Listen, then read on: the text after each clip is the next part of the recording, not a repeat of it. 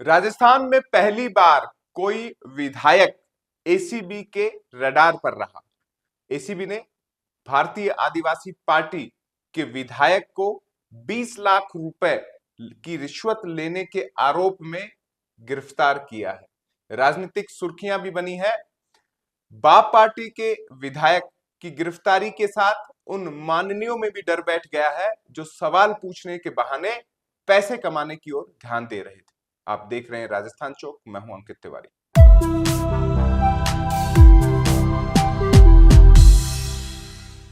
ACB ने बागीदोरा के बाप पार्टी के विधायक जयकिशन पटेल को गिरफ्तार किया है। इस गिरफ्तारी में कई अहम सवाल भी हैं। ये सवाल ये है कि जयकिशन पटेल समेत कौन लोग थे जो सवाल पूछने के बहाने जनता के लोकतांत्रिक दिए गए अधिकार के आधार पर पैसे कमाने का रास्ता खोज रहे थे। ये सवाल जयकृष्ण पटेल के खिलाफ शिकायत करने वाले के खिलाफ भी खड़े हुए हैं कि खनन में ऐसा कौन सा सोना निकल रहा है जो 10-10 करोड़ रुपए की रिश्वत दी जा सकती है। हालांकि इस मामले में सौदा 2.5 करोड़ रुपए में तय होना एसीबी बता रही है। जो विधायक हैं श्री जयकृष्ण पटेल बागीदोरा बांसवाड़ा के हैं, उनको आज एसीबी टीम ने 20 लाख रुपए लेते हुए ट्रैप किया है।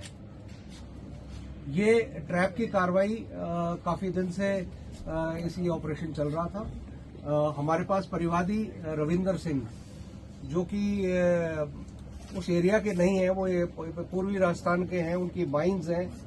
इन माइंस के बारे में एमएलए साहब ने कोई प्रश्न लगाए हैं विधानसभा में। जो प्रश्न लगाए उस एवज में इनको अप्रोच किया एमएलए साहब ने। जब इनको अप्रोच किया तो इन्होंने इनसे बात की कि साहब क्या बात है। तब इन्होंने बताया कि भाई जो प्रश्न है मैं वापस ले लूंगा अगर आप कुछ मुझे पैसे दें तो। एग्जैक्ट वर्ड्स ये नहीं है लेकिन भाव यही है। उसके बाद ये बांसवाड़ा भी गए, परिवादी रविंदर सिंह बांसवाड़ा गए और वहां पे भी इन्होंने 1 लाख रुपया एमएलए साहब को दिया था। वो सारा रिकॉर्डेड है, ऑडियो और वीडियो एसीबी की टीम से, एसीबी के डिवाइसेस में सब कुछ रिकॉर्डेड है। इस पूरे मामले में कंट्रोवर्सी विधानसभा अध्यक्ष को दी गई सूचना को लेकर भी हुई। एसीबी ने कहा कि विधानसभा अध्यक्ष को लूप में रखकर एक्शन लिया गया, उन्हें इसकी जानकारी दी गई और विधानसभा अध्यक्ष ने कहा कि गिरफ्तारी के बाद ये जानकारी मुझे मिली है। ऐसे में बयानों को आपस में अगर मिलाया जाए तो समय का अंतर आ रहा है। एक और बड़ी चीज हुई कि विधायक आवास जो विधानसभा के ठीक सामने है, वहां पर ऐसा पहला एक्शन हुआ। और सबसे अहम, एसीबी की कार्रवाई में 20 लाख रुपए बरामद नहीं हुए, यानी वो पैसे कोई व्यक्ति लेकर फरार हो गया। यानी एसीबी की इस रेड को पूरी तरीके से सफल नहीं कहा जा सकता। हालांकि एसीबी के अधिकारी कह रहे हैं कि उनके पास पर्याप्त audio, visual, phone call, tape, सब सबूत उनके पास हैं, लेकिन 20 लाख रुपए की राशि नहीं है। हालांकि उनका कहना है कि जब हाथ धुलवाए गए तो यह प्रमाण साबित हो गया कि कलर उनके हाथों पर लगा हुआ था। लेकिन ये रंग क्या सियासी है, इस पर भी अब बयानबाजियां शुरू हो गई है। उसमें दोनों बातें। पहली बात तो ये बहुत ही स्टेडी वाला केस बन गया है। स्टेडी वाला इस मायने में बन गया है कि ये क्वेश्चन बहुत पहले लगाए हुए, क्वेश्चन का जवाब आ गया, सरकार ने उस क्वेश्चन के बाद में वहां पर कोई अवैध खनन नहीं माना, कोई कार्रवाई नहीं की, फिर भी कोई व्यक्ति 2.5 करोड़ देने को तैयार है, 10 करोड़ की बातें चल रही हैं जो डीजी महोदय कह रहे थे। तो ये कुछ साजिश का हिस्सा लग रहा है।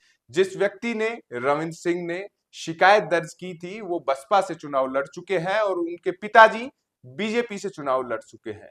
ईआरसीपी का आंदोलन खड़ा करने में उनकी महत्वपूर्ण भूमिका भी रही है। और उस खनन से क्या सच में अवैध कमाई कर रहे थे कि रिश्वत देनी पड़ी, ये निगाह में भी आ गया है। स्थानीय स्तर पर विधायक मेहर के खिलाफ भी मोर्चा खोल दिया गया है। इस पूरे काले धंधे में, गोरख कारनामे में कौन कौन और माननीयों के किरदार शामिल हैं, ये भी संभवतः सामने आने वाली बात होगी। विधानसभा ने वो जो सवाल एसीबी ने बताए जिनसे रिश्वत ली जानी थी, वो भी आनन फानन में अपनी साइड से हटा दिए हैं। हालांकि उन सवालों में ऐसे कौन से तथ्य थे जो इतनी कमाई करा सकते थे, इस पर तमाम बिचौलियों की निगाह आ गई है। खनन विभाग वैसे भी चर्चा में रहा है, चाहे वो वसुंधरा राजे सरकार के समय एक आईएएस की गिरफ्तारी के सीधे सीधे आरोप उस पर लगने रहे हो, 20 करोड़ की रिश्वत का मामला रहा हो, या पिछली सरकार में भी कई ऐसे मुद्दे आए, चाहे वो बजरी खनन का हो या खदान आवंटन का हो, और इस सरकार में भी ऐसे ही कुछ टेंडर विवादों में रहे। तो लगातार खनन में पैसे की बारिश यहां पर हो रही है, खुदाई में भ्रष्टाचारी निकल रहे हैं। कड़े एक्शन की दरकार यहां लगातार होती रही है, लेकिन इस पूरे मामले में एक संजीवनी राजस्थान की बीजेपी सरकार को भी मिल गई है। बीजेपी की सरकार इस वक्त कानून व्यवस्था को लेकर, राजनीतिक लाचारी को लेकर और लगातार विपक्ष के बढ़ते हुए विरोध को लेकर निशाने पर थी। कुछ एक्शन पिछले 1 महीने में हुए हैं, वो चाहे प्रताप सिंह खाचरियावास पर ईडी की रेड हो, जहां उन्होंने उन पर आरोप अभी ईडी को और साबित करने हैं, महेश जोशी कांग्रेस के पूर्व कैबिनेट मंत्री की गिरफ्तारी हो, ईडी के 2 एक्शन सेंट्रल यूनिट के रहे, या तीसरा ये बाप पार्टी जो कांग्रेस और बीजेपी दोनों को उस आदिवासी अंचल में मुसीबत में डाल रही थी, उनके नए नवेले उपचुनाव में जीते विधायक की गिरफ्तारी हो।